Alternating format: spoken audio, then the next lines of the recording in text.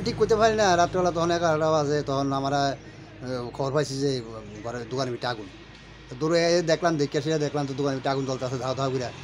এরপরে ফায়ার ব্রিগেডে ফোন করছি, ফায়ার ব্রিগেড আইসে। প্রথম একটা আইসে, একটা তো রাইট টানতেছে না, পরে আরেকটা আইসে, আরেকটা এসে 2টা ফায়ার ব্রিগেডে মিললে তারপর কয়টা দোকান আছিল এই জায়গাতে? এখানে আমার একটা দোকানের ভিতরে আমার বাজ, আমার এক সাইডে মিষ্টি দোকান। টোটাল তোলে 2টা দোকান। দুইটা দোকান আছে। 2টা দোকান, হ্যাঁ। ক্ষয়ক্ষতির পরিমাণ কত হইব? কত লক্ষাধিক টাকা? ন্যূনতম অন্ত 15 লাখ টাকা। এটা কোন জায়গা? চন্দ্রপুর 7 নং কলোনি। আপনার নাম? আমার নাম লিটন দে। আপনার কি হয় এই দোকানটা কি কিছু হয় আপনার? না না, আমার নিজের দোকান। ওনার আপনি? নিজের দোকান। পুলিশ কি এসেছে? পুলিশ এসেছিল কাল রাত্রে। কিসের থেকে এই আগুনটা মনে করতেছেন? কিছু বুঝতে পারতেছি। কি নাম আপনার? আমার নাম